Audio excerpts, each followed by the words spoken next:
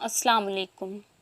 بلعم بن باورا کیوں ذلیل ہوا؟ روایت ہے کہ بعض انبیاء کرام نے خدا تعالیٰ سے دریافت کیا کہ تو نے بلعم بن باورا کو اتنی نعمتیں عطا فرما کر پھر اس کو کیوں اس قعر مذلت میں گرا دیا؟ تو اللہ تعالیٰ نے فرمایا کہ اس نے میری نعمتوں کا کبھی شکر ادا نہیں کیا۔ اگر وہ شکر گزار ہوتا تو میں اس کی کرامتوں کو سلب کر کے اس کو دونوں جہاں میں اس طرح ذلیل و خوار اور غائب و خسار نہ کرتا۔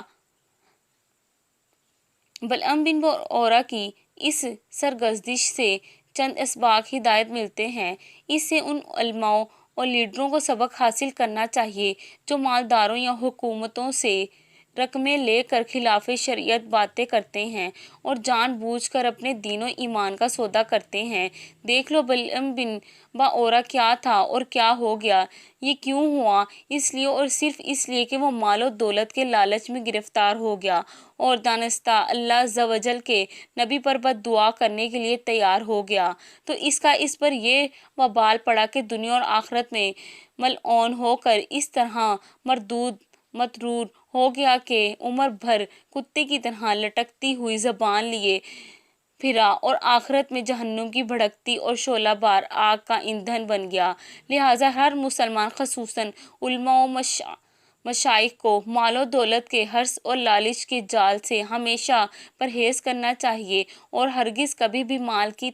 طمع میں دین کے اندر مداہنت نہیں کرنی چاہیے، ورنہ خوف سمجھ لو کہ قہر الہی عز و جل کی تلوار لٹک رہی ہے۔ اس ثانیہ سے عام مسلمان بھی یہ سبق سیکھے کہ حضرت موسیٰ علیہ السلام کا لشکر جس میں ملائکہ اور مومنین تھے، ظاہر ہے کہ اس لشکر کے ناکام ہونے کا کوئی سوال ہی نہیں پیدا ہوتا تھا،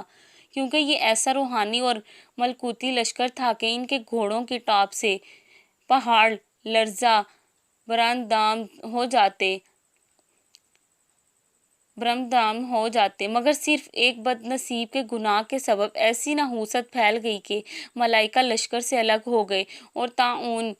کے عذاب نے پورے لشکر میں ایسی ابتری پھیلا دی کہ پورا لشکر بکھر گیا اور یہ فوج ظفر موش ناکام و نامراد ہو کر پسپا ہو گئی۔ اس لیے مسلمان کو لازم ہے کہ اگر وہ کفار کے مقابلے میں مظفر و منصور اور فتح یاب ہونا چاہتے ہیں تو ہر وقت گناہوں اور بدکاریوں کی نحوستوں سے بچتے رہیں، ورنہ فرشتوں کی مدد ختم ہو جائے گی اور مسلمانوں کا رب کفار کے دلوں سے نکل جائے گا اور مسلمانوں کو نہ صرف ناکامی کا منہ دیکھنا پڑے گا بلکہ ان کی اکثری طاقت ہی فنا ہو جائے گی اور پوری قوم صفحہ بستی سے حرف غلط کی طرح مٹ جائے گی۔ نعوذ باللہ۔